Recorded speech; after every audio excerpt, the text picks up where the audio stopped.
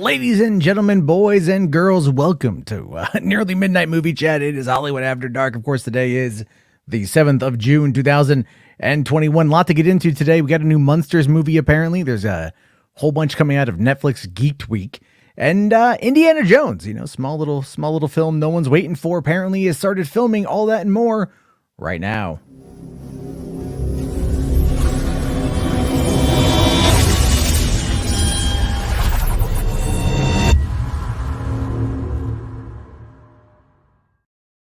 Hey everyone, how you guys doing today? My name is Matt Jarbo. Welcome back to the show. It's been kind of a fun day since last night. If you guys recall, the stream from last night was definitely interesting as we talked about the ongoing drama between Doomcock and Jeremy from Geeks and Gamers and Ryan Kennel from RK Outpost. But my coverage of it actually did bring something interesting. I was approached today about getting a new sponsor. And I have to say, guys, I'm actually really excited to work with this group of people because they produce a product that I wholeheartedly, 100% get behind. I cannot tell you how great this product is. You have got to see it for yourself. It is amazing. And no, it's not Boss Baby coming back for another season on Netflix. This is a brand new apparel company that's dropping some hot takes right out the gate. And that, of course, is Gina Carano did everything wrong.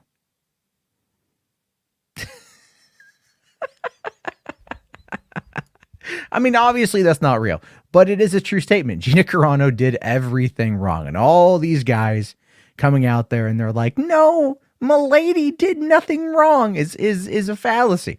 It's a lie. It's just designed in order to make you mad to make them money. So the Gina Carano did everything wrong t-shirt is currently not available. And I don't think it will be, but it's something funny I came up with. So I thought that I would share the joke with you guys. But the thing is, though, this channel is supported by a great group of members, people who do turn in every single day that I go live. We just added HBarts to the mix last night. Wanted to make sure that he had his name up here on the wall. I really appreciate everyone who becomes a channel member. You guys help keep this thing going, and it is always dope as hell. So let's take a quick look here at the chats. All right, we've got Lord Slug. Hold on here. Lord Slug saying, "Hola, hey, what's going on?" Yvonne saying, "Damn it, and I was gonna get a 5-minute nap." Don't worry, tonight won't be a 2-hour stream. We're gonna push maybe hour 15 at max. So you should be pretty good on that one here. Music Man says, "Oh yeah, Hollywood After Dark, let's do this." Thank you very much. Astro saying hello again. That's right. I just did another stream on my other channel. It's not going to be a nightly thing, but Animancer and I did a This Weekend Strange, which is a show I've been kicking around for a while, where we talk about the current weird news of the week. It's fun. It's about 49 minutes long. Check it out. You might enjoy it quite a bit if you like weird news and things like that, like I do, because I like weird news. Anyway, so I know we're not going to spend time talking about killer sex robots or things like that tonight, but there you go. On that one, HBarts here did say here, so last night I looked up Edgar Wright's top 50 films, and a lot are Hammer horror, which is why you were saying last night, HBarts, that what we're getting is some Hammer posters popping up in the Last Night in Soho, because it does take place in the 1960s. So that is going to be pretty cool. And Shiny here, 311, $5 says 2 streams in one night. Got to give it to you. I know, man. It's like, that's a lot, but it's all good. It's all great. Let's get into it. Okay. So yeah, Music Man, you got to check it out. It's pretty funny. It's very stupid. So it's also good. And Lord Slicker says, "I just did the dry protein challenge and I feel fine, but one of my arms do feel numb." Well, if you ate dry protein like teens a few years ago or horking down Tide Pods, you might want to go to the doctor's office. Just going to put that one out there. But you know what I want to start off by talking about tonight is this whole thing today with the Munsters, because that is actually pretty cool. And I you don't think much about the Munsters these days. You really don't, considering the fact that the last time we saw anything to do with the Munsters was back in 2012 when NBC paid like it was a lot of money, like millions upon millions of dollars, for Bryan Singer to direct the pilot of a reboot starring Jerry O'Connell and Eddie Izzard. And I mean, who was it? Was it Portia de Rossi in that as well? And they aired it on NBC right before Halloween, right in 2012, because they had decided to not go forward after the pilot, and they just wanted to put it out there. And it was a very expensive pilot. I want to say like 13 million or something. So Rob Zombie coming out of kind of like the veritable woodworks. We haven't heard Rob Zombie's name in quite some time, at least not in the mainstream. And he says that his next film project has been one that he's been chasing for 20 years. The rocker slash filmmaker says. So he announced today that this is going to be happening via Instagram today. And he just, this is basically the post right here. We got this great look at very simple design. I do love it quite a bit. And he just says, "Attention, boys and ghouls, the rumors are true. My next film project will be the one I've been chasing for 20 years, The Munsters. Stay tuned for exciting details as things progress." Now, we don't know who is going to be really, well, okay. We don't know any details yet, but the Hollywood Reporter here has chimed in, and they say that the film is from Universal Studios through its 1440 Productions division, which may indicate that the project will be offered via Peacock rather than getting a theatrical release. And that to me just seems like the natural order of things. It really does. Because when you think about how these companies are going to start treating their properties, I don't think you're going to get a lot of people going to the theater to see The Munsters by Rob Zombie. Because a lot of kids, they don't know what the Munsters are. You know, the Munsters were decades before my time. But I grew up watching them on Nick at Night when I was a kid. Munsters Monday, and they did a whole block of like 6 episodes. And I would watch Munsters Monday when I'd go visit my dad because I didn't have cable at home. And I would enjoy watching all the Munsters replays back then, or reruns back then. And so it's like, it's kind of cool to see them attempt it. And that's why I was excited for the Bryan Singer show back in, or called Mockingbird Lane. That was what it was back then. But it just ended up, they aired it as a special. Anyway, here, so in case you don't know anything about the 60s sitcom, the show was about a Transylvanian family of friendly and humorous monsters who lived in an American suburb. It only ran for 2 seasons, but it inspired an animated special, TV movies with some of the original cast, and an 80s sequel called The Munsters Today, where the family awakens from a 2-decade sleep to a new era. And I never knew about The Munsters Today, but it can only be pretty bad. And then, of course, the Mockingbird Lane one. So that's kind of cool. I gotta see what happens with this. I really want to know where, Rob Zombie's going to take this whole thing. And is it going to be fun? Is it going to be diabolical? Is it going to be like Halloween or Halloween 2? Or like The Devil's Rejects or anything, or House of a Thousand Corpses? I mean, like, this has got to be him wading into, kind of campier, funnier fare. But you may not know this about Rob Zombie. He actually kind of got a start, I believe, as a set designer on the Pee Wee Herman show back in the late 80s. So he knows a thing or two about how to kind of touch upon the campy and maybe even like the darkly comedic. And he does have a very wicked sense of humor. You can witness this in his movies, but I don't think they're going to be as violent or dark as his previous work. Now, if he decides to take the Munsters in that direction, I'm not going to lie. I'm not going to want that.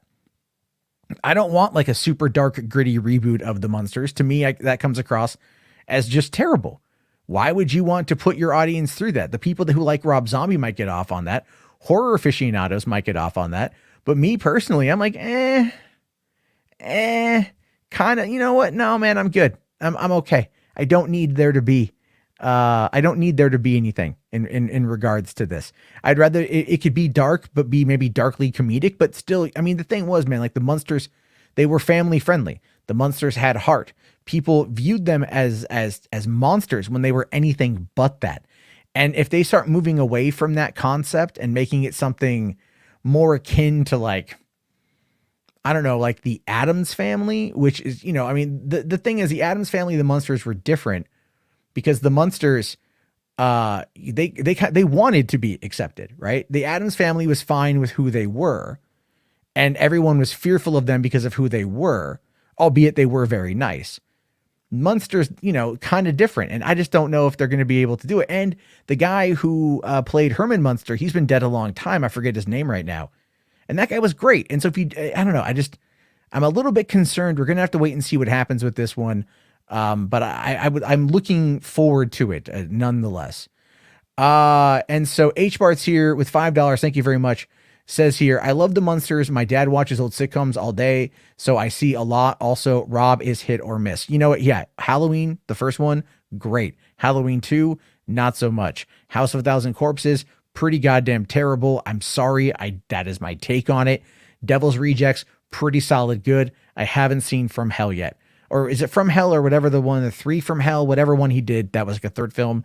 I don't know how you do it considering the ending of Devil's Rejects. Then again, I haven't seen it. So if it's any good, let me know. And then Ryan here dropping the link for the Discord if you guys want to come on in. It's a great place to have a conversation and chill out a little bit. That'll be pretty good there too. All right. Thank you very much, Ryan, for that one here. So another cool thing that kind of happened today.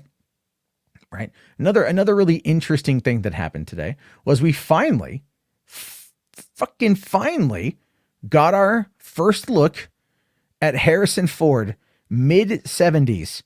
Harrison Ford looking like a grandfather, but rocking that fedora and rocking that bomber jacket, hanging out on set with none other than Kathleen Kennedy. And I can only assume the guy in the light gray khaki ball cap is Frank Marshall, her husband. That's who I assume that it is. I could be wrong.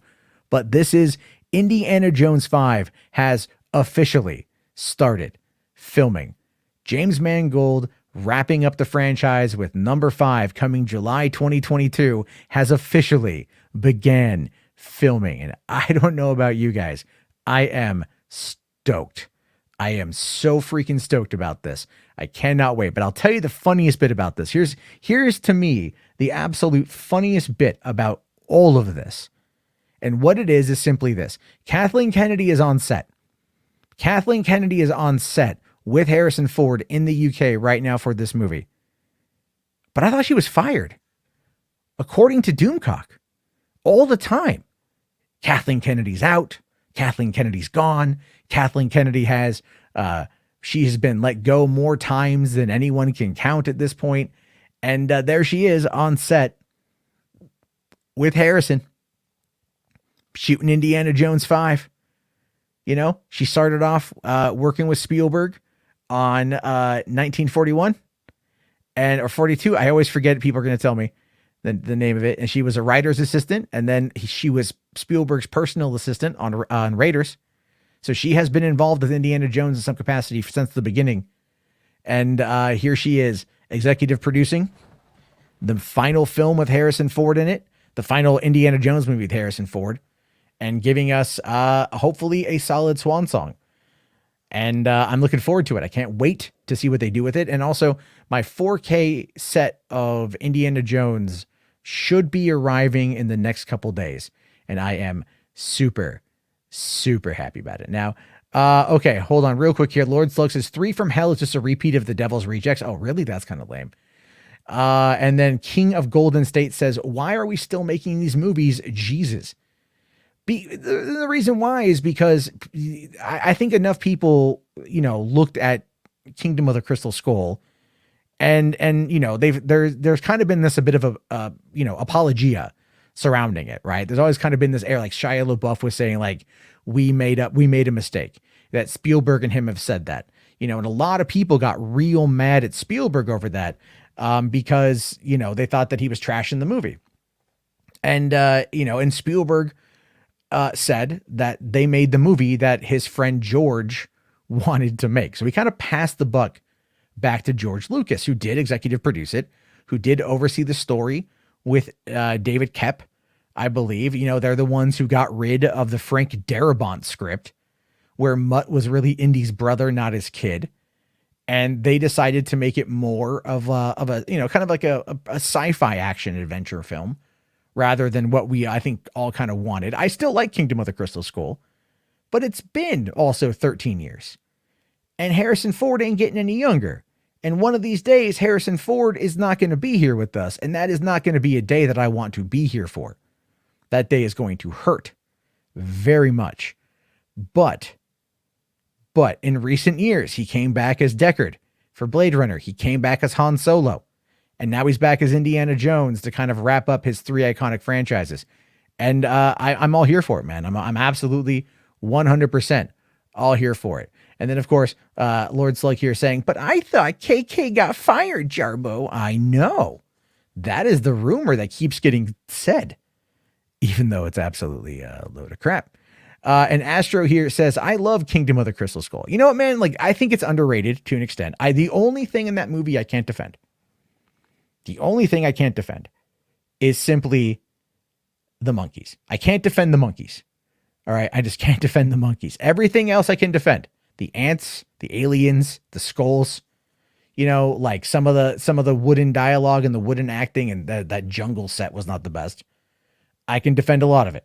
All right. I'm an apologist. I've openly admitted that I'm a Crystal Skull apologist. The monkeys, though. Yeah, you're going to get me on that one. All right. You're going to totally get me on the monkeys, and I'm never going to not criticize that as being, although I'll tell you this, though. One of my friends did make a very interesting point when talking about the monkeys. He actually, because Indiana Jones was based off of a serial, right? The idea was an old 1930s serial where the hero always gets in over his head and then gets himself out of it, right? Well, what was another popular serial right around that same time? Tarzan was a very popular serial. And my friend had made a comment. He's like, if you notice, the capuchin monkey's hair looks very similar to Shia LaBeouf's hair in the movie. And my friend, who is, albeit an alcoholic, he's like, so what if they followed him because they looked at him as being the alpha male? What if they looked at Shia as having their hair very similar? And that is what prompted them to follow him into quote unquote battle while swinging on the vines, which was clearly a reference to Tarzan, which was clearly a complete reference to Tarzan. And I'm like, you know what? I mean, on that particular front, on that particular discussion, I can kind of see it. Sure. Sure. Like, why not? Right? Like, why not? It could be something. But at the same time, you never really know. Now, H-Bart's here, another $5 says, my dad hated Indiana Jones until I got him to watch it. Same with Back to the Future, Rambo, Rocky, Lethal Weapon, and Star Wars. I don't understand how your dad can hate any of those things, but I'm glad you got him to watch it. And of course, Ryan Hartwell here with a great question. What does your dad like? And I think that actually becomes an interesting point of discussion when we start getting into these kind of, these debates, so to speak, right? So when someone comes out and they say like, oh, I hate this, I hate this, I hate this. Like for example, the Phantom Menace, and I'll kind of tie it back into last night. So when they say, I hate this, I hate this, I hate that, you kind of counter it. You ask them, well, what is it that you like? And what is it that you're into? And what is it that, kind of gets you going? What kind of revs your engine a little bit, And then you'll hear things like, oh, Star Wars or Star Trek and the original. Talk about the original. And what I love is when they use the argument that it's so woke, right? That the Star Trek Discovery is woke. Star Wars sequel trilogy is woke. It's all woke. It's all SJW. And then you sit there and you go, but you realize that like Gene Roddenberry's utopia was very much a socialist utopia, right? The need for material things was gone. People were provided with education. People were provided with healthcare. They were provided with food. They worked for the state, i.e. the Federation. It's a very kind of woke utopia. Never mind the kiss between Uhura and Kirk that they purposefully screwed up in order to make sure that the only take that could be shown was the one where they were playing tonsil hockey, So it's very woke. Star Trek is exceptionally woke. It's always been woke. Whatever the woke term in the 60s would have been. Lucille Ball was a big factor for that show succeeding and keeping alive. And a lot of it, I think, had to do with the ideas and the ideals that Roddenberry espoused. So that's kind of a fair amount. You look at it like that. Then look at Star Wars, right? Star Wars was a commentary on the Vietnam War.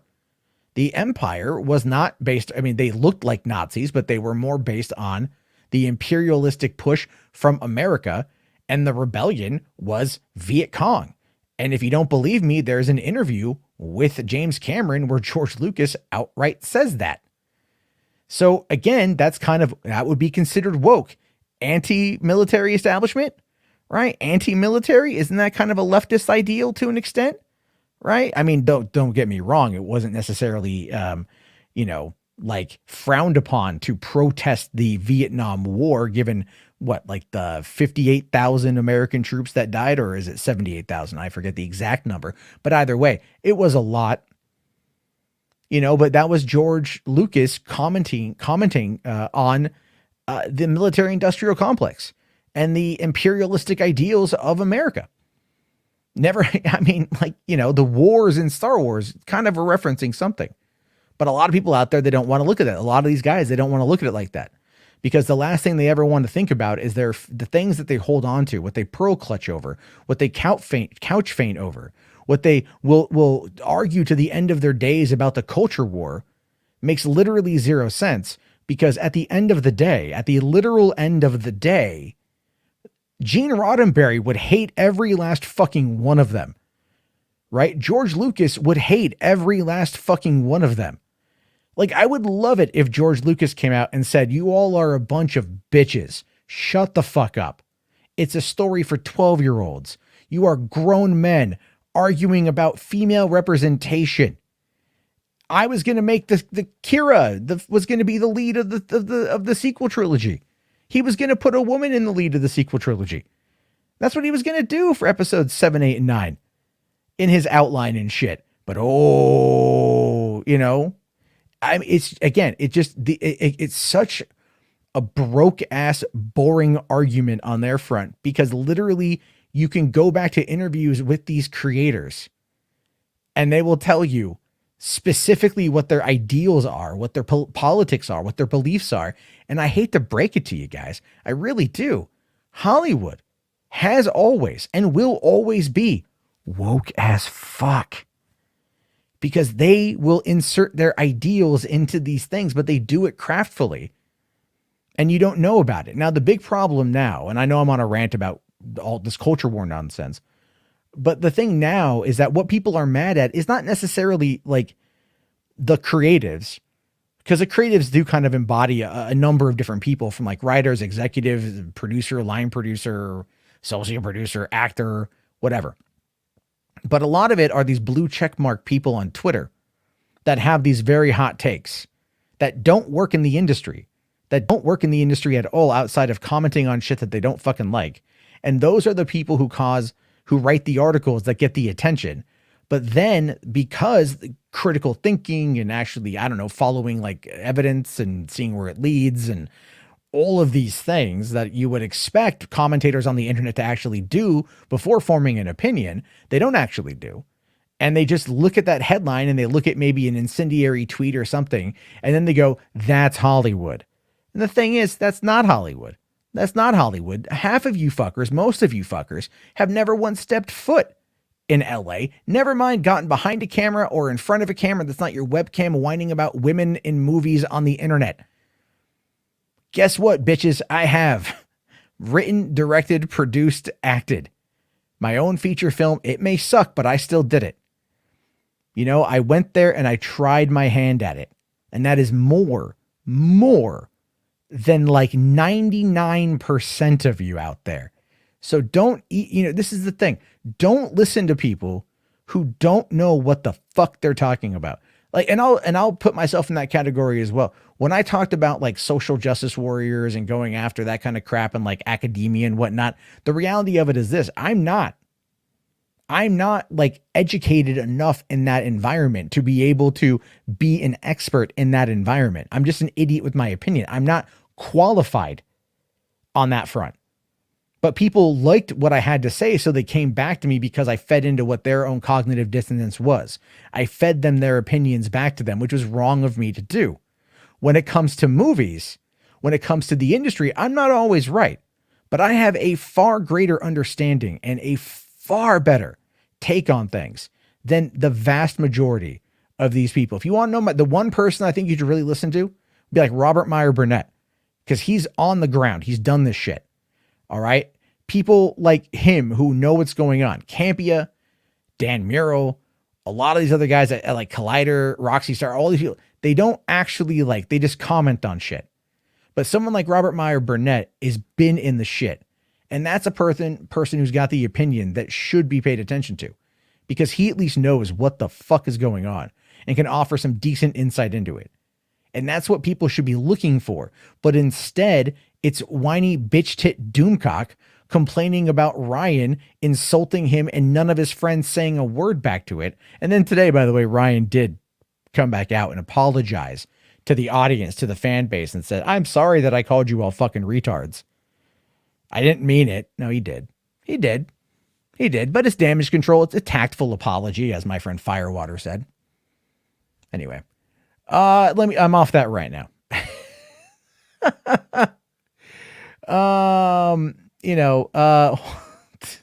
Jesus. Worldwide Web Wizard here says, please more Boulder talk. It was great. I do miss Boulder talk, but it's all that one. Yeah. All right, real quick here. Shiny 311, $5. Thank you, sir. Says, LOL, been meaning to ask, why do you hate that sandwich scene from Birds of Prey? I thought it was funny. It derailed the entire movie. Like, Birds of Prey was a kind of movie. I mean, look. The target audience for Birds of Prey was women. It was a female audience that was the intended demographic. Okay. I get that.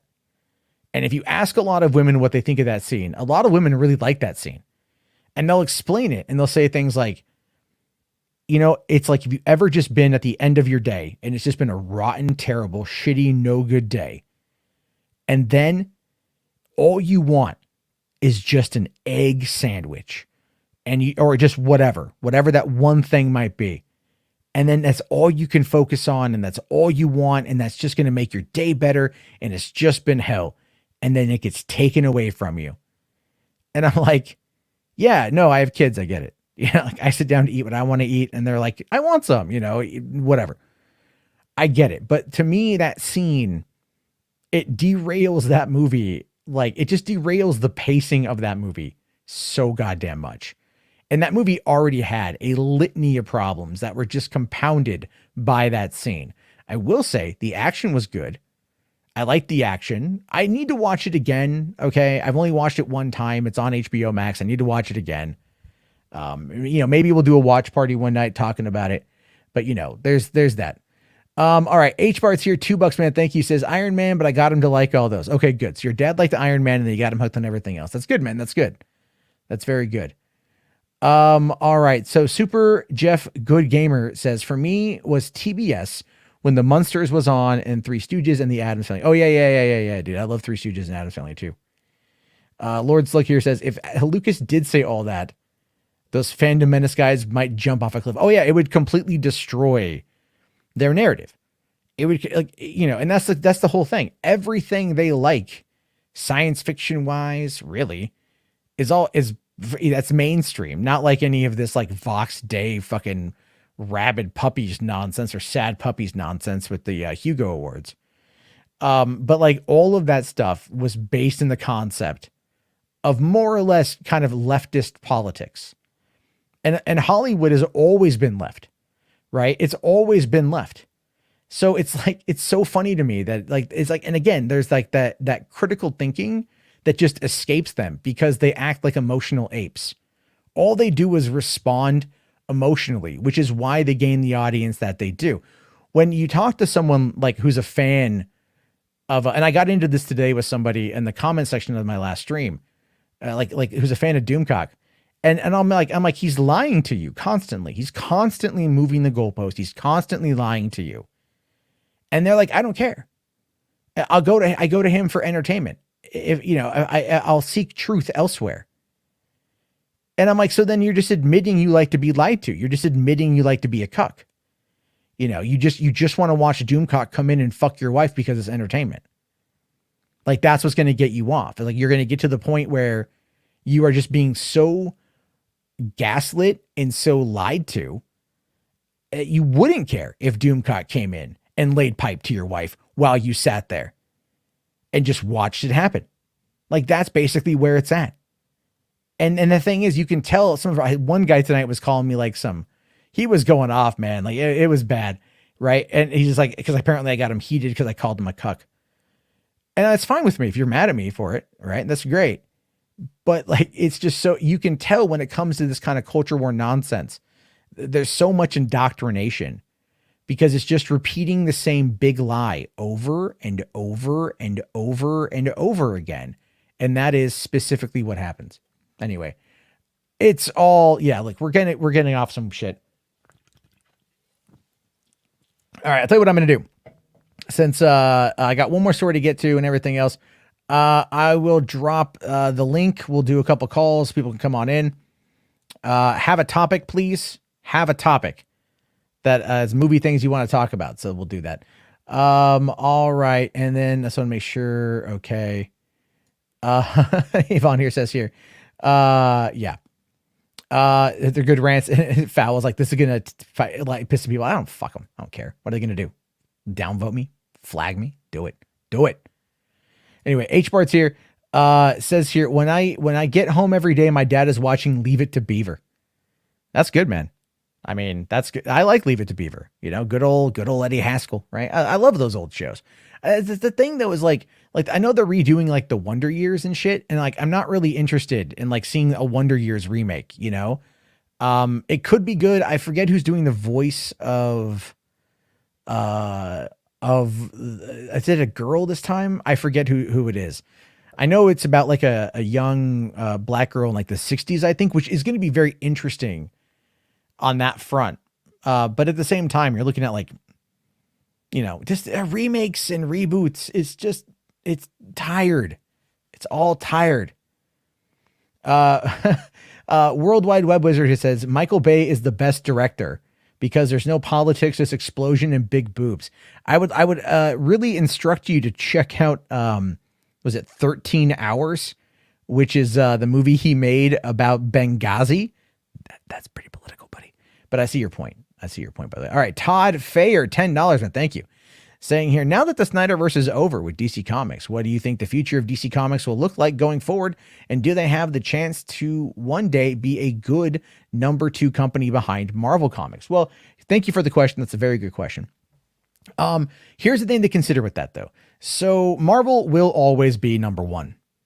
Unless we find out that like Kevin Feige has like, we're talking skeletons in his closet. You know what I mean? Like real bad skeletons in his closet. It will be fine. And even if that were to happen, the machine is still churning along, which means that other people like Victoria Alonso or Joe D'Esposito would take over. Or no, sorry, Lou D'Esposito would take over. And then they would be able to go from there. And they would keep it running. Might it eventually kind of crater? Yeah, it might, but not for a long time. DC is in a position right now where they could actually do something of merit, which would be, I don't know, stick to their effing guns and continue the Snyderverse, but they're not going to because they're afraid of commitment. They're absolutely afraid of commitment. And so they'll always be number 2, but the distance between number 1 and number 2 is a continent at this point in time, because the faith that a lot of hardcore DC fans have in their films is kind of iffy, right? In some people's cases, absolutely over with because of the Snyderverse stuff. But I'd argue that in regard to like the casual viewer, Aquaman should do pretty good when it comes out, and maybe the Batman should do real well. But other than that, I mean, like a lot of people were complaining about the Joker sequel being talked about. And a lot of people out there are kind of like Shazam 1 didn't do great numbers. So who's to say that Shazam 2 is going to do well? Black Adam may or may not do well. We don't know. I know people out there want to argue that The Rock is a big draw, but I mean, we'll have to wait and see. We'll have to wait and see. Everything else has kind of been a bit of an ensemble. And that is always an argument for another day, even though I do think he's the world's greatest entertainer.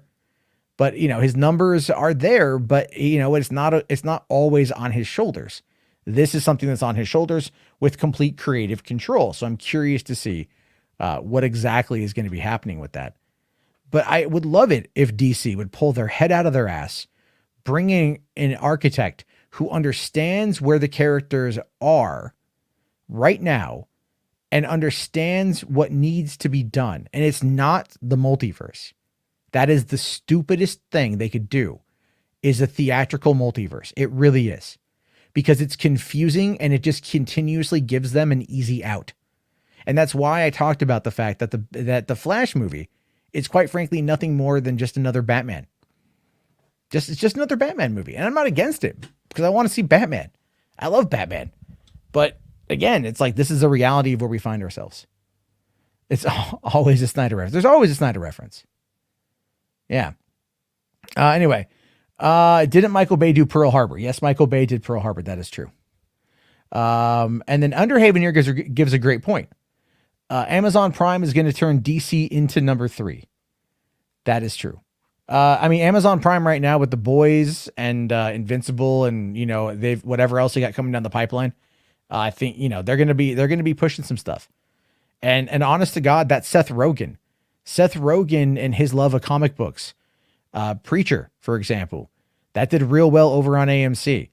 Doing Invincible with Robert Kirkman. Kirkman is a you know, great world builder, but he needs a consistent hand to build out those properties.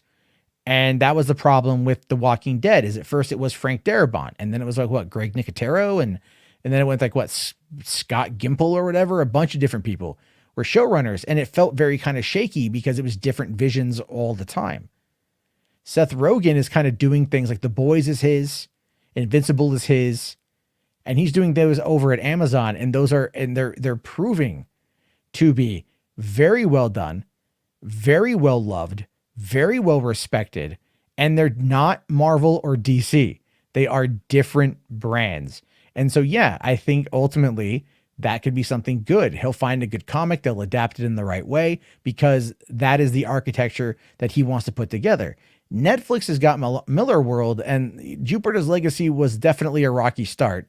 Although Stephen DeKnight did say on Twitter, because I kind of brought it up, the $200 million bomb that people are saying that Jupiter's Legacy was, he says that's nowhere near accurate. He was the showrunner on the show for the first half of it, for the first 4 episodes that they shot. Then creative differences kind of he left. So he says that 200 million was not the budget. He can't give me details. I mean, obviously, but he is definitely as close to an authority on the subject as we're going to get. So I think that's going to be kind of fascinating on this one. Oh, Scott kind of ruined the show. Yeah. I mean, I guess so. Geek Prime here says, you could always get the CW Flash TV show. No, I love Grant Gustin in the role. I just wish they would have better writing. H Bart's here. It says Pearl Harbor was garbage. He showed hospital attack. Japan never killed civilians that day. I don't recall the details of Pearl Harbor. I just know that, you know, like the Japanese Zeros and all that stuff. So, but you know, yeah, these are adaptations, and they always take historical liberties. Good, bad, or the other. All right. So, I dropped the link, and of course, you know, I'll drop it again real quick because, anyone else wants to come on in. But we got one guy back there. It's Monday. It's late. Is it Monday? I forget now. But, you guys know him. He's always here. He's kind of jumping up right now. Look at him right now.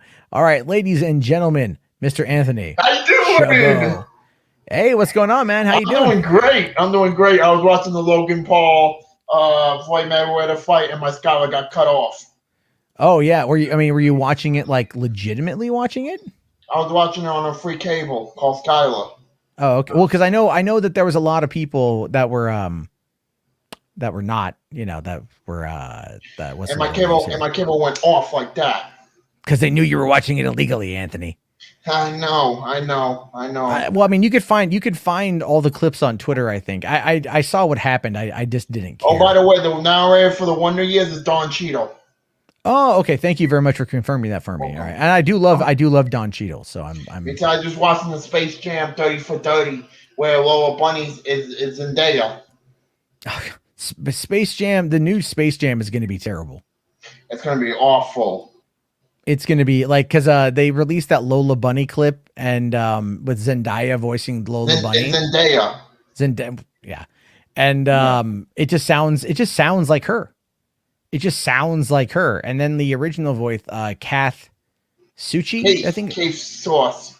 Sauce. Okay, she like someone said today, like, oh no, she's got some kind of like disease, vocal disease that keeps her from being able to talk. Zendaya sounds hot. Zendaya sounds hot. Well, Zendaya is hot. I mean that's not up for debate. Yeah, I She's watched very Euphoria. attractive. I watched episodes of Euphoria. I bet you're a Sydney Sweeney fan, aren't you? What's it, Sweeney? She's the blonde girl in the show. Yeah, she's hot. Yeah. Keep it in your pants, Anthony. But the thing is, Brooklyn Nets are 2-0. Oh, they are? Yeah. We're up 2-0. Okay. Brooklyn. Yeah. I don't know. I don't follow sports, so all that's lost on me. And of course, I'm on the other side of the country. And I was looking on the computer before I got here. I saw Jessica Chastain as Tammy Faye. I did see those images. That looked pretty interesting. Yeah, but she had an interesting life, Tammy Faye, and everything. But I'm doing good. I might be going to Berkeley College in the fall. Really? Like Berkeley, as in like San Francisco? No, New York. Oh.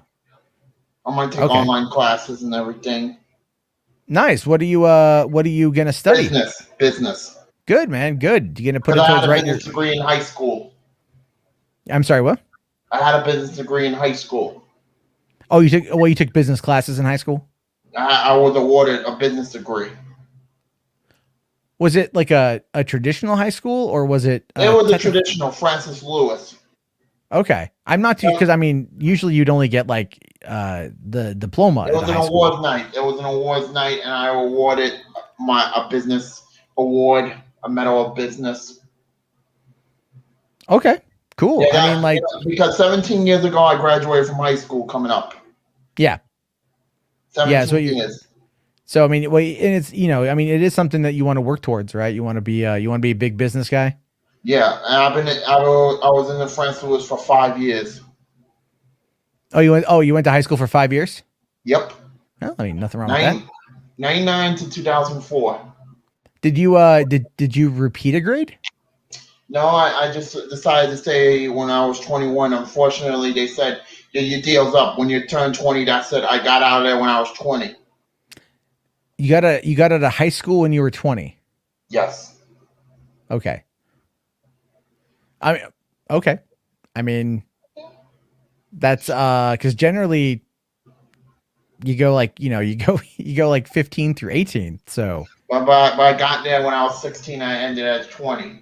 Okay. Yeah, I'm doing good, Matt. I'm just disappointed I can't work my Skylar now.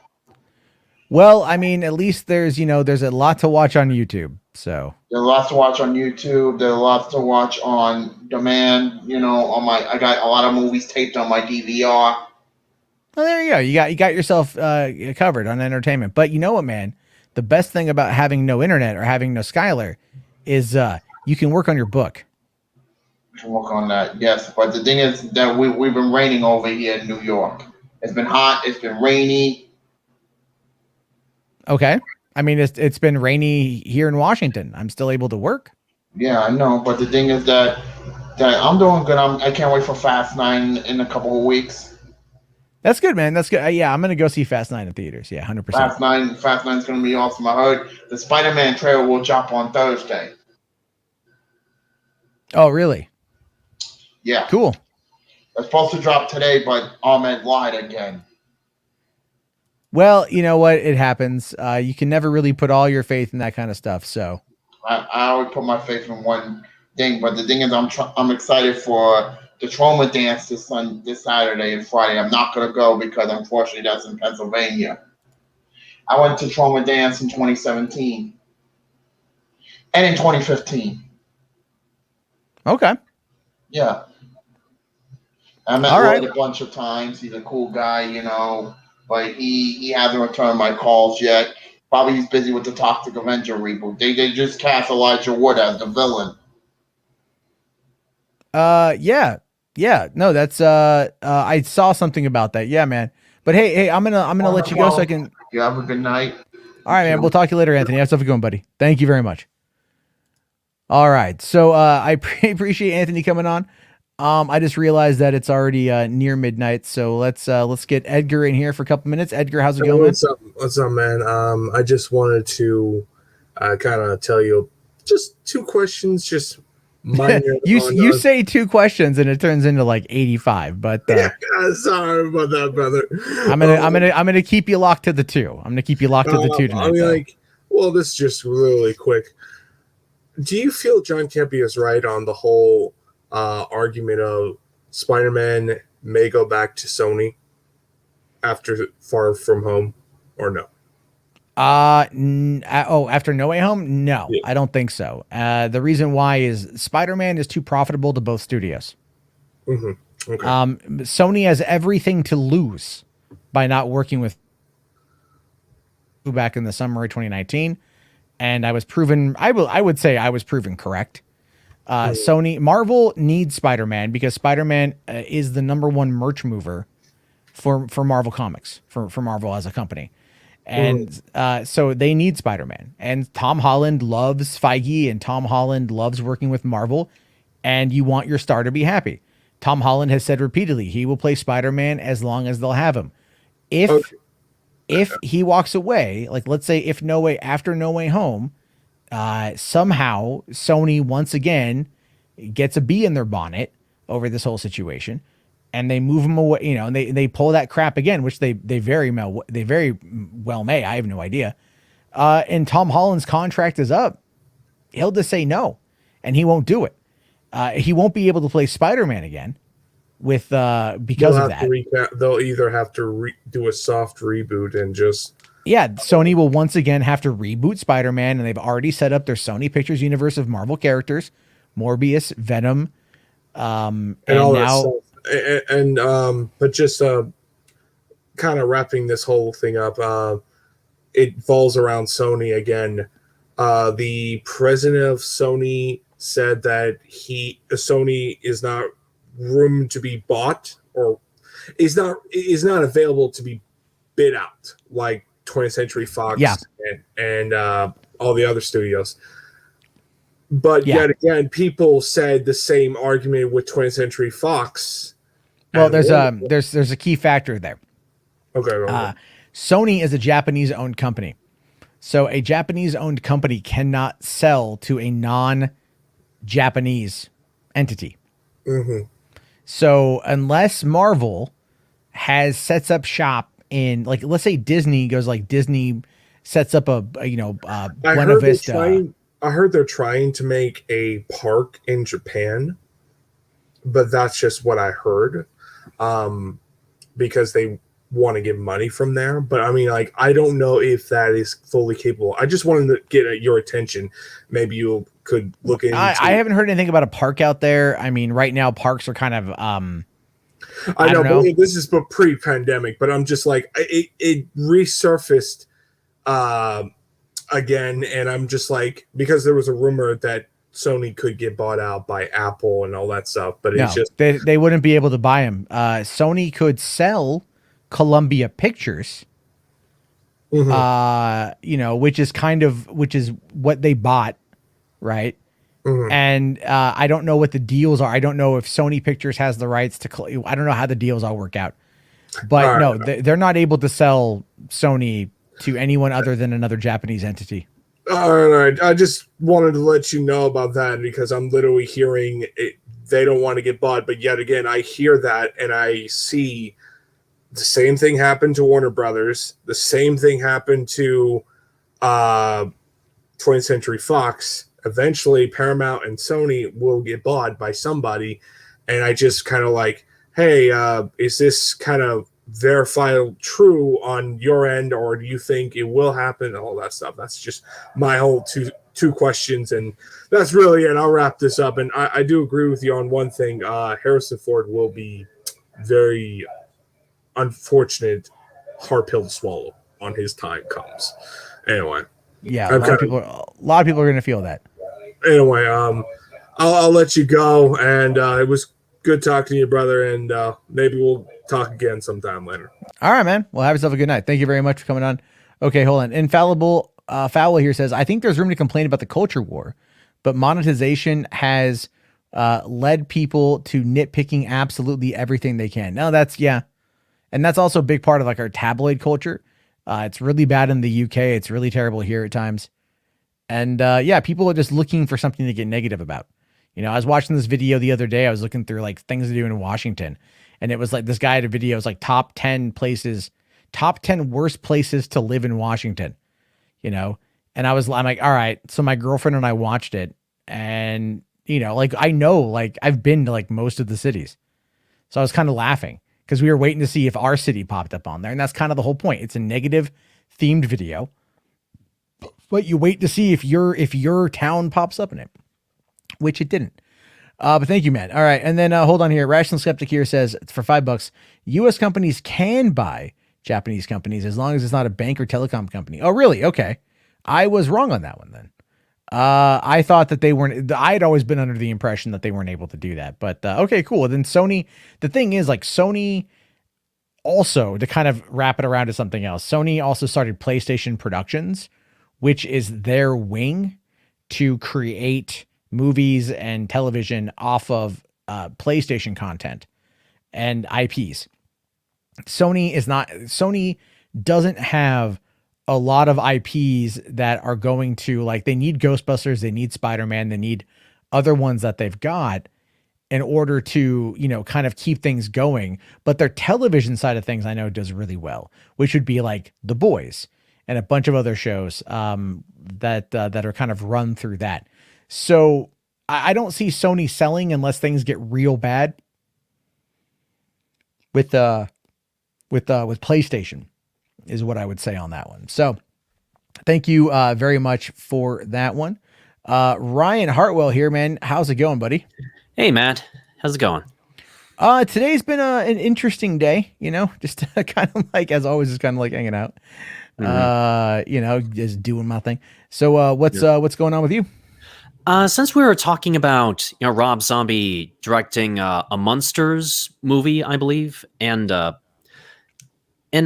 yeah, I've been wondering what classic or underrated shows do you think deserve some kind of revival? Classic shows. Gilligan's Island, I think, would be really good to see. Okay. Because I've always enjoyed Gilligan's Island. I mean, but I would see, I don't know, like, again, it's kind of like, do you keep it the same aesthetic or do you kind of make it weird? You know, and they could kind of go either way, because you could tie it to the Bermuda Triangle and have it be kind of weird there. Another, like, I know they did Perry Mason. Apparently that's really good. I haven't seen the HBO reboot of it yet. Yeah, I heard about that. Yeah. But I definitely want to check that out. And then like, what are some other good ones that they've done that were back in the day? Like, I would love to see kind of an updated version of Briscoe County with Bruce Campbell. You know, like an older Bruce Campbell, kind of more seasoned Western, kind of still goofy. That would be, I would love to see that. There was an old 80s show called Werewolf that was like creepy as hell. That would be kind of cool to see. Okay. You know, I mean, like, I think there's a lot, like, you know, like, I mean, if we're talking sitcoms, like, what are your key sitcoms from that time period? You know, well, like I guess they're all, sorry. Oh no. Well, I mean, like Addams Family, they did the animated movie. Oh yeah. And recently. And they did a couple movies as well. Well, so. Oh yeah. I mean, like, not only was there Addams Family and the Addams Family Values, but then there was like was it a Freeform or ABC Family version with Tim Curry as Gomez and Daryl Hannah as Morticia. And I haven't seen it, but I want to because it's Tim Curry. And then they you know, but the animated film that they put out last year, I saw it recently on Hulu, and it's not bad. It's not bad. It's you know, Nick Kroll voices Uncle Fester, but it's Nick Kroll doing the Nick Kroll voice, so you know that it's him. But it's like, you know, I mean, like, I Dream of Jeannie would be fascinating, but then again, in today's society, I Dream of Jeannie would probably not go over well. Well, unless you make Jeannie like a feminist icon, but well, I mean, you have a woman who is subjugated to living in a lamp, and That's comes true. out to like, you know, give her master whatever he wants. And like that show never took it to the place where you figure they probably would have taken it had it been a teenage boy. And so I mean, like there's like I think Bewitched actually would be good. I know they did the movie with Nicole Kidman and Will Ferrell back in 2005, and that was pretty bad. But seeing something like Bewitched come back, that's kind of the thing that I really enjoyed about the first 2 episodes of WandaVision. Was it felt very Bewitched, but the styling was there and the feel of it felt like that old 1950s sitcom. So, you know, I mean, there's also like the Dick Van Dyke Show, but I mean, come on, you can never replace Dick Van Dyke. Yeah, and he's like 95 and he's still sharp as a tack. Oh yeah, no, I actually back in 2011 I went to a Carl Reiner tribute event in LA, and so it was Carl Reiner was there, and they were talking about his career, and Dick Van Dyke showed up, and he came out and he danced, right? He kind of danced like to the theme song of the show, and then you know he's like, oh, you guys may not know this, but there was actually song lyrics to the intro of that show, and he sang the Dick Van Dyke Show song. That like wasn't ever, you know, it was never on the show, but it was like one of those little key things in the back. You know, it was pretty cool. And like, I think Paul Reiser was there. Lily Tomlin was there. This is in a small theater in North Hollywood, by the way. So like, it wasn't like a big auditorium. I was maybe like 30 feet from these people, you know, and then George Clooney showed up because Mel Brooks was supposed to show up, but he'd hurt his shoulder. And it had always been on my bucket list to meet Mel Brooks or to see Mel Brooks in person. And I was so excited because I'm like, this is the night I finally get to see Mel Brooks, and like he hurt his shoulder and he can't be here, but we got George Clooney, and I'm like, well, you know, I mean, I can't really complain. It's George Clooney. Oh yeah, you know, but like that was such a cool event. I had so much fun at that thing. Yeah. What do you think of Gunsmoke? I mean, like I'm aware of it. You know, I wouldn't say like, I mean. I never probably really got into it that much. So I couldn't really tell you much about it. I know there's a lot of those like Western shows from like the 60s and 70s, which would be interesting. I know, like, I mean, they did Hawaii 5 and still on the air. I think it kind of wrapped up, but they did a lot of seasons of Hawaii 5-0. And then, you know, what is they just did MacGyver that just wrapped up, kind of unceremoniously wrapped up, but they wrapped it up. Yeah. And that had multiple seasons, which I didn't even realize it had multiple seasons. So they've gone back and they've touched upon some of this stuff from back in the day, but it's like, you know, where's Hunter? Give me Hunter, you know, like another Hunter show would be kind of cool. But then again, could you recapture the magic of the first show? Like a TJ Hooker show without William Shatner or Heather Locklear. Could it work? Probably. Should it? No. I mean, that's kind of maybe where I'm at with it, where it's like some of these things are kind of cool to speculate on, but really at the end of the day, you're like, can it ever recapture that magic? And could it also ever appease our nostalgia? Because that's kind of the most addictive like that's the thing, is it's like some of those shows are like, they're good, but they're also kind of campy and they're cheap. And we know that producers nowadays aren't going to want to touch that kind of crap. Look at Tim Burton's Dark Shadows. Okay. You know, like the show, total campy. It was a soap opera, you know, it was a soap opera. And then the movie tried so hard to like capture some of that feeling that it just felt so over the top and so overdone that by the time it was over, it was like, well, that wasn't very good. Because it was something that was trying too hard. Even Burton couldn't nail it. By the way, I think I heard that Tim Burton might do like a Wednesday Addams series or whatever. Yeah.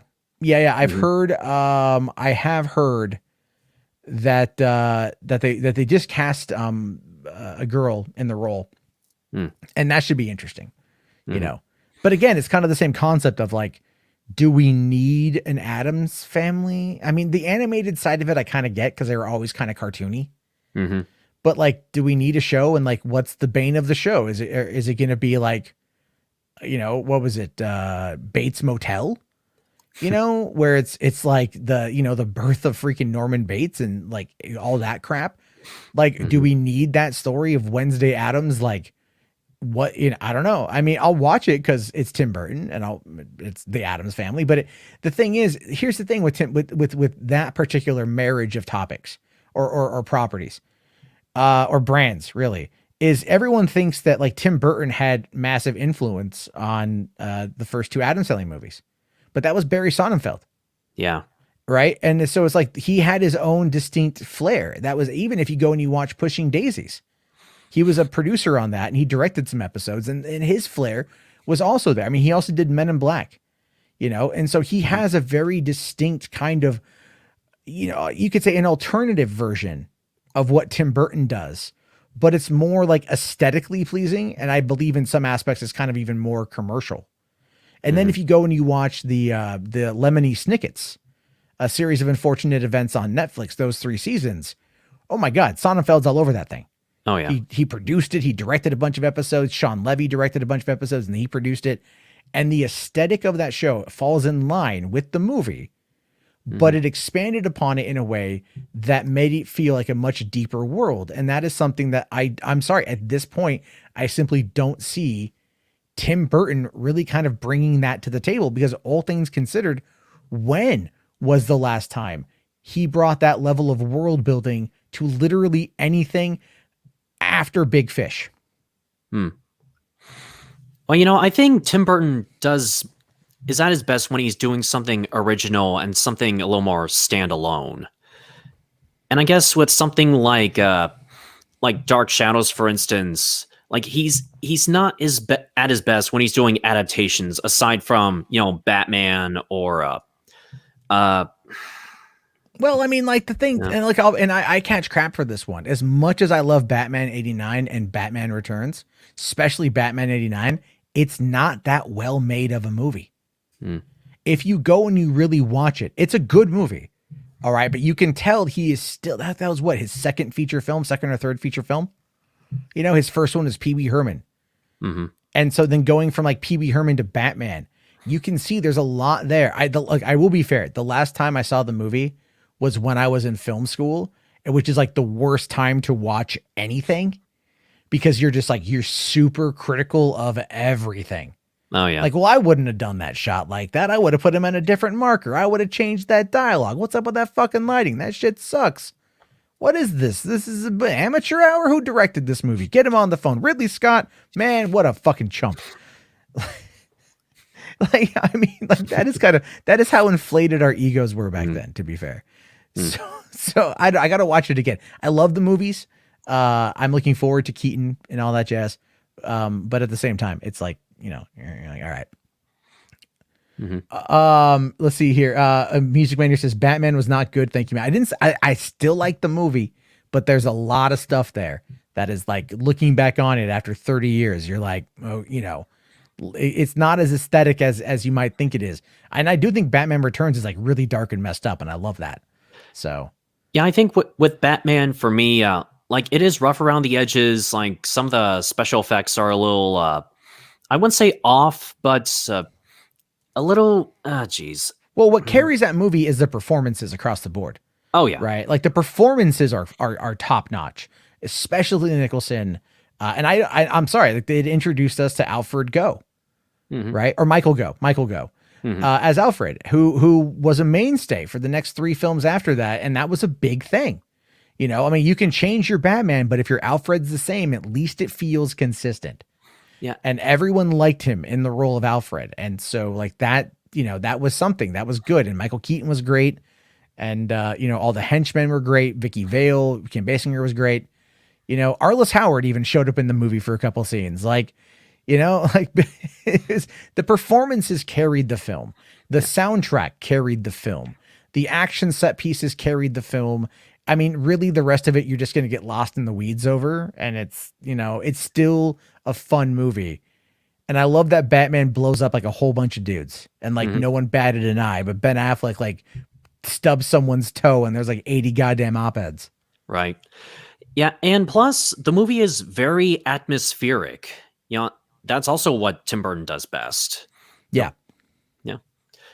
So, and where was I going with this? places, and I don't know where you're gonna go with it. Sorry. No, it's okay. It's okay. It's kind of, I get it. Sometimes it's like I have a thought and like I'll get on a rant and then I'm like, where was I going with this? Mm-hmm. You know? And since I don't ever script or plan anything that I really talk about on the stream, it ends up happening quite frequently, to be honest with you. Yeah. So I make those kind of mistakes. Mm-hmm. But anyway, but all right, well, I'll let you go because I got one more person to get to in the background, and then I do got to wrap it up because I do got to start getting ready for bed. But I appreciate you, Ryan. Thank you very much, and we'll talk again soon, all right, man? No problem. Thanks a lot, buddy. Thank you very much. All right, Ryan Hartwell, everyone, good dude. Always fun to have him around. Okay, let's see here. Finally tonight, Arkham Gaming. Are you there, man? We'll give him a second. Sorry. No, it's okay. It's okay. So you're the last guy of the night. So make it a good question. I have two questions. Like, Fine, what but make them real good. When we got the Snyder Cut, we got the full vision of Zack Snyder. But now people are being wanted with movies now, nothing to be cut and nothing to be reshot. Why is that now? It's okay. So a lot of people, again, they don't understand the editing process and how it works. So a lot of people are lazy is the best way to kind of describe it. And that's not a dig. I'm the same way. But what happens is when you go off, okay, so the best way to describe it is there are three kinds of movies. There is the movie you write, there's the movie you shoot, and then there's the movie you edit. Yeah. So the movie starts off on script, starts off on paper. You get it all figured out there and you think this is what you're going to shoot. And this is what's going to be done. And this is a story the writer wants. This is a story the studio wants. The director wants, all that shit. Then you get out there in the field and you realize that sometimes certain things don't quite work when you hear them said out loud or you see them in practicality. They just don't fly. Some things, you're like, I want to do this big set piece, but you realize either your budget started to cut short, you don't have the permits, or you don't have the time to get there. Things change, things alter, right? And so, like, I'll give you a prime example for this. Did you ever see The Expendables 2? Yes. Okay, so in the original script for The Expendables 2, the final fight scene between Sylvester Stallone and Jean-Claude Van Damme was not what we saw. The original fight scene was going to be Van Damme getting on a helicopter, and then Sly Stallone basically, I think, riding a motorcycle, jumping off the motorcycle, grabbing onto the helicopter with like a chain or something, more or less bringing the helicopter down, right? And then like crashing. And then like, cool. Right. But Van Damme was like, hey man, like you're a fighter. I'm a fighter. People want to see mano a mano. People want to see the fight. And Jean-Claude Van Damme pitched the idea of doing a fight scene between him and Stallone instead of having this big over the top explosion thing. And Stallone liked it and they went with it. And that was different from what was written. That was different from what Simon West was going to direct. And I feel that ultimately worked really well. I love the ending of that because it's more intimate. It's these two titans battling each other. You know, think because of the release of the Snyder Cut, because we got the full, somewhat the full vision. I know there's the debacle with the Green Lantern scene and some things, but do you think because we got that, people want nothing cut from movies with WB now? They don't want that anyway, right? Because remember, it's like they were doing reshoots for The Rise of Skywalker at Bad Robot Studios in Santa Monica, when they shot the movie predominantly at Pinewood Studios in the UK. And people like Doomcock ran out to say, oh, it's all doom and gloom. It's terrible, And reshoots are a natural part of the production process. I asked David F. Sandberg the director of Shazam. I'm like, what can you do? What can you fill me in on reshoots? And he just said, he goes, if you shoot the movie, if you need X after you're done, you go and you then shoot X. That's it. Yeah. There's no agenda to like it. When people talk online, they don't understand the movie process, because I have a friend that does filming and everything like that. And she says, like, when you film a movie, there's gonna be certain things I cut and things reshoot, but at the end of the day, it's not gonna be the same product. There's gonna be a lot of things cut down. Yeah. Yeah. I mean, that's always how it goes. I mean, 75YBA here makes a great point. The Goonies octopus, right? So in Goonies, at the end of the movie, when they're talking about everything, they talk about the pirate ship and the octopus, and that line made it into the final cut. The line of one of the kids, I forget who it was, but one of them mentioning the octopus, and like everyone's like, "What are you talking? The octopus? What are you talking about? Like, where was there an octopus?" Well, I mean, they shot it. They shot this giant octopus sequence. It's on the DVD. It's on the Blu-ray and the 4K and stuff. But like, it didn't make it into the movie, and you watch it and you realize why it didn't make it into the movie. Now, in the case of Zack Snyder, like, I'm going to be real upfront with this. I'm going to be 100% honest on this one right here. Okay. Everyone is trying to call like Snyder or Warner Brothers racist for like whittling down characters, characters of color. They're trying to argue that those characters were already going to be cut out of what was going to be seen theatrically anyway, because Kevin Tushihara demanded a 2-hour cut of the film before Zack Snyder left the project. So Zack shot all this stuff with the intent of doing a longer director's cut on home video. He shot all this with the intent of doing that. And he was already agreeing to cut it all down. Do you think if he stayed, it would be like the same that they cut? Like, if he stayed for the Justice League project, do you think the same amount would still be cut? Yes. Yes, that was already an edict from the head of the company, the head of Warner Brothers, Kevin Tushihara. Wasn't Toby Emmerich. Tushihara wanted a hard 2-hour cut. He didn't want it to go longer than 2 hours. This was before Zack left the project. So that's the whole thing. So if Autumn would have never passed, and we were living in an alternate timeline, what we got November of 2017 would have been 2 hours of Zack Snyder with Joss Whedon dialogue that was reshot, and what we would have gotten on maybe an extended cut would have not been as complete. And so the character of Ryan Choi probably maybe not have been there. Cyborg's mom maybe wouldn't have been there. Like, it's entirely possible that these characters just would have been cut out of it in general. And we don't know because that timeline never happened. True. But the amount of people that are running at Warner Brothers screaming, "You're racist, you're racist, you're racist," because of that, it's such an annoyance. Because you're like, look, the studio, the guy in charge of it all had already made those choices before Zack even left the project. And when Ann Sarnoff was like, no, those choices were already made beforehand, I believe her because of Kevin Tushihara, what they wanted.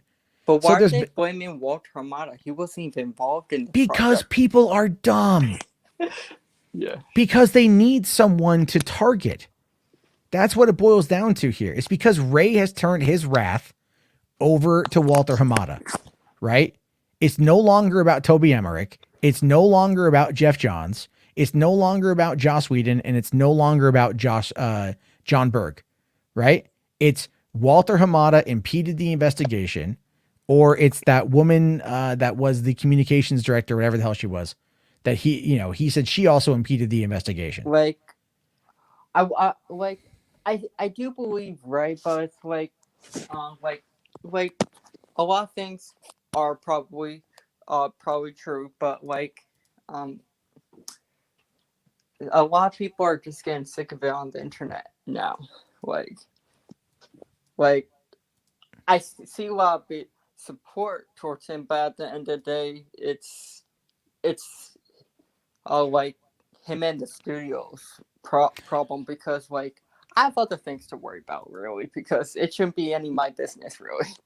Well, yeah, no, and that's the thing. Like I stand with Ray. I want Ray to get the apology that he wants, and the vindication that he wants. I want that, right? I do, but at the same time, it's like I can also look at this from the outside perspective, and I can go, all right, what we're looking at here is a situation where you've got an actor who is upset with the studio, as he has every right to be, and he feels that there hasn't been a fundamental, the satisfaction is not there. Yeah, like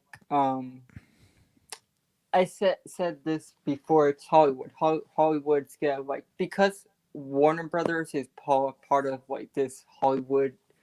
Like Hollywood is like full of those kind of people that like those kind of people in Hollywood. Hollywood's a terrible place to be at. Like well, it's really not. It's really not. You know, there are egos in Hollywood. Don't get me wrong. I have encountered my fair share of egos in Hollywood. You know, and the thing is though, but most people there are pretty chill. Oh, and what it is they're all driven by business. They're all driven by business. They're all driven. It's not like the art for the sake of art.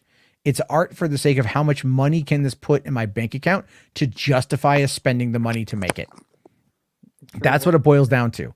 Like people say like Hollywood's this worst place on earth that you would never want to go to. Yeah, there are elements of it that are bad. Yes, right? There are. But for the most part, dude, like everyone I ever worked with was chill. There's only one real bad experience I had with a comedian who was a piece of shit. And that was, and like some other shit. But like the idea essentially boiled down to this, is that people go to LA to work. They want to work in the entertainment industry, but it's an industry. It's a business. It's show business. You want to make money. You want to make money. Yeah. You want influence. You want to have the doors opened, all that stuff. It's like I was telling, Resident Justice the other night when everyone was talking about Wayne T. Carr. I'm like, none of you have ever seen the guy act. None of you. And you're out here saying you want to see him as Green Lantern and you want to see him as this and see him as that. And I'm like, but you haven't seen him act. I want to see him as Green Lantern, but I haven't seen him in anything actually. I really liked Ray's performance in the Zack Snyder's Justice League, but I feel like we might not ever get that Green Lantern scene. We might get Green Lantern still, we're never gonna get that scene. We're never gonna get that scene. Yeah, because it's owned by Warner Brothers, isn't it? Well, and not only that, but the thing is though, is that Zack shot that on his own he shot that without their approval. And he was trying to get it in the movie and they told him, no, put in Martian Manhunter instead. And so they shot Martian Manhunter. Yeah, they did the Henry Lennox stuff, And so like I heard someone say the other night that Zack did shot the nightmare scene on his driveway as well. And I'm like, no, I'm pretty sure they were in a studio for that one. Yeah, I think they were I think with the green screen and stuff like that, they usually do that new nightmare stuff with. Well, yeah, that was a bigger set. That wasn't shooting a little 5x7 green screen in the driveway one night. You know what I mean? Like it's again, there's so much misinformation that it oftentimes gets proliferated by people who don't know what they're talking about. Yeah, and that's, I don't blame them necessarily for it, because I think a lot of it's just kind of it's just you don't know what you don't know. And I want to see everything with the Snyderverse and stuff like that, but we don't know if it's going to be restored.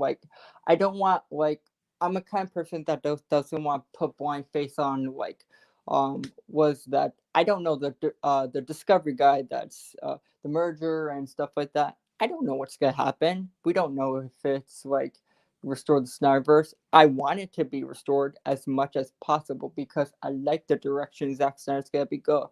But I can't.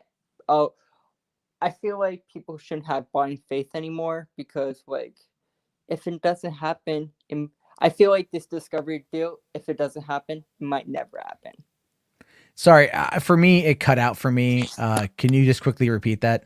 Oh, I was saying with this Discovery merger, with Zaslav, I feel like people are giving too much faith in him because I want the Snyderverse restored, but we don't know what's gonna happen.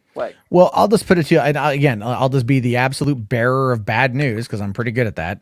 The thing with Zaslav that people aren't realizing is Zaslav operates on shit with no budget, right? Discovery puts out no budget stuff. Their documentary series are like low to no budget. Their entire formula is quantity, quantity, quantity, fuck quality. And now Also, he's like, overseeing. I'm sorry, what? They come with a lot of content, but they don't care the quality of the content. Yeah, I mean, like they have shows on IDTV called like Southern Fried Homicide, you know, like Southern Fried Homicide and all that stuff. And I love informative murder porn, so I'm a big true crime guy, so I like that. But at the same time, like it's all low hanging, very easily produced, just slightly better than like your average YouTuber shit, because they don't put the budget into it, you know. And so that's the whole point. Is they don't do that. And they're not going to, and do you think that the guy who's like overseeing all of that, who is now going to be like overseeing the budgets for HBO Max and fucking Warner? No clue, I had some hope because I think they came out with his website and had Zack Snyder's Justice League on there, and I'm assuming one of those are the big IPs. So, and he also said Batman, Superman, Wonder Woman. And he also said Entourage. True. Like, so I mean, like again, the guy's gonna sit there. He's gonna play what he feels is like gonna probably be like the you know they're fully aware of the social media situation. All right, they're fully aware of it. They also want to avoid it, and they realize the last mistake they made was giving Snyder what he wanted. Because they thought that if they just gave him what he wanted, the whole thing would go away. I mean, that's not going to happen. And the movie has done very well. Yeah. And they don't want to acknowledge that. I really enjoyed the movie. Like, at the end of the day, I feel like if we don't, like, I want the Snyderverse restored.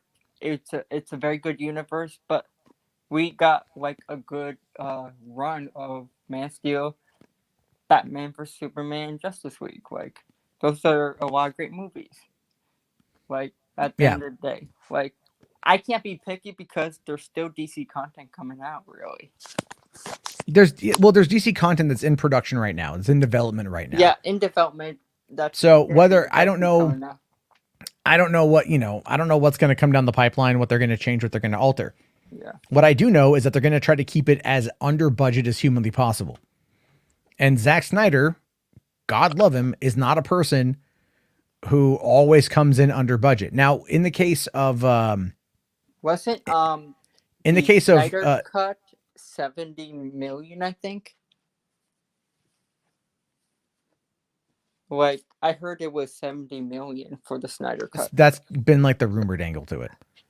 It says on Google, so I don't know if it's true that they've been saying 70 million. I don't know. I think so. Okay. But the other thing to consider with that is that, you know, you've got the original production cost for Zack Snyder's Justice League, and then you've got the reshoot costs and then the Snyder cut costs, and you're looking at a movie that's about 400 million. Oh, that's a lot. All right.